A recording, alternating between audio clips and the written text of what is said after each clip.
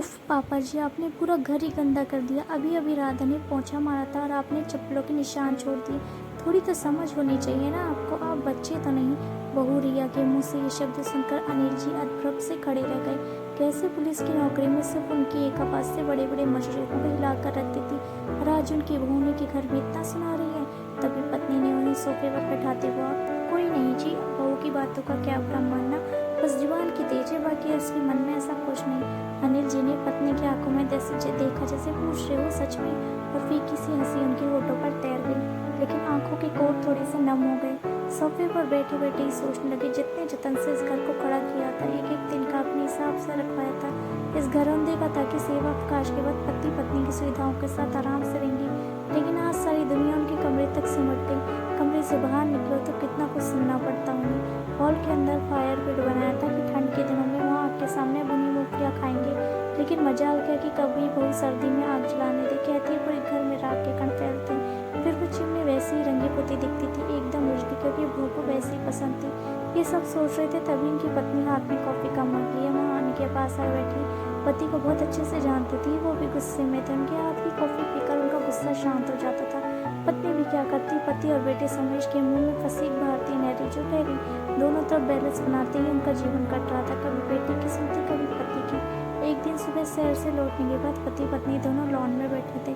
नौकर चाय रख के गया, 2 की जगह 3 चाय का कप। उन्हें थोड़ा अटपटा लगा, क्योंकि उसके अलावा चाय सिर्फ सुमेश पीता था और उनके साथ कभी चाय नहीं पीता था। उनके साथ इन्हें बैठना तो कब का छोड़ दिया था फिर आज।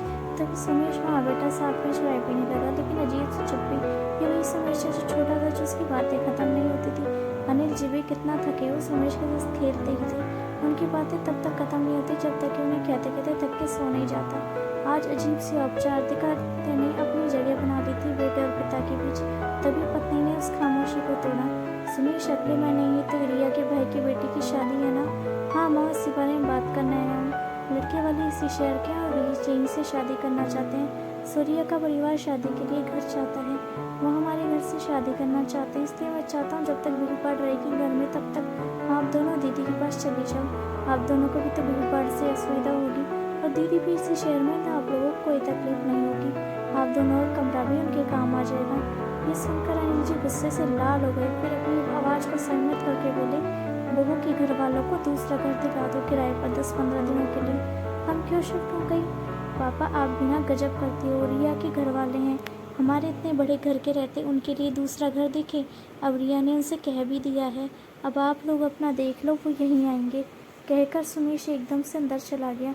अंदर से बहू रिया की आवाज़ भी आने लगी। लग रहा था कि वो सब सुन रही थी और उसे अनिल जी की बात शायद अच्छी नहीं लगी थी। आज पत्नी आंखों से आंखों बह रहे थे और अनिल जी ने उन्हें अपना कंधा दिया, जैसे कह रहे थे अभी मैं हूँ, सब ठीक कर दूंगा। दूसरे दिन शाम अनिल जी से शहर से आए तो पत्नी ने बताया कि बेटा वो और बच्चों के साथ छुट्टी बिताने अपने ससुराल गया, और बिना बताए अनिल जी मुस्कुराने लगे और बोले, देख पकड़ी, यही बच्चे होते जिनके लिए तुम मुझसे लड़ती थी, जिनके लिए जाने कितनी रातें हमें जगा के बिता दी। आज वो हमें घर से हमें जाने दिन को कह रहे हैं। कोई बात नहीं, मैं भी उनका बाबू कहकर अंदर चले गए। एक हफ्ते बाद सुमेश परिवार के साथ लौटा तो दरवाजे पर ताला लगा था। चौकीदार बैठा उन्हें देखते उनके पास पहुंचा। एक चाबी सुमेश के हाथों में दी और एक चिट्ठी भी। चिट्ठी खोलकर पढ़ने लगा तो वो खुद अनिल जी का था, सुमेश के नाम। सुमेश, मैं और तुम्हारी माँ रामेश्वर जा रहे हैं, 1 महीने बाद लौटेंगे। ये जो चाबी है तुम्हारे हाथ में, वो घर की चाबी नहीं है, वो एक दूसरे फ्लैट की चाबी है जिसमें तुम सभी का सामान रखवा दिया है। वो फ्लैट मैंने बहुत पहले खरीदा था, तुम्हें नहीं बताया था। पॉश इलाके में तुम लोगों के लिए अच्छा है, अगर अच्छा ना लगे तो अपने हिसाब से घर ले लेना। ये घर मेरा और तुम्हारी माँ का है और हमारा ही रहेगा, इसमें से हमें कोई नहीं निकाल सकता। अभी तक सब कुछ बर्दाश्त करता रहा था क्योंकि तुम्हारी माँ खुश है, लेकिन अब तुम्हारी बातों से उसकी आंखों में आंसू आए हैं। ये मैं बर्दाश्त नहीं कर सकता। ये हमारा सपनों का घर है जिसमें हम अपने बच्चों और नाती पोतों के साथ रहना चाहते थे, लेकिन शायद ईश्वर को ये मंजूर नहीं था और तुम लोगों को हमारा साथ पसंद नहीं था। वो घर मेरे और माँ की तरफ से तुम लोगों के लिए आशीर्वाद स्वरूप है। इच्छा होगी तो रखना, वरना वापस कर देना। माता पिता होने के नाते हम अपना आत्मसम्मान सकते। हमारे बाद ये घर ट्रस्ट का होगा जो यहाँ वृद्धाश्रम बनाएंगे। इस घर पर तुम्हारा या तुम्हारी बहन का कोई अधिकार नहीं होगा। मैंने ये बात तुम्हारी बहन को भी बता दी है और वो मेरी इस फैसले से खुश है। उम्मीद है कि तुम भी होंगे। तुम सब खुश रहो। पिता का खत पढ़ते ही सोमेश एकदम पूरा जड़ हो चुका था।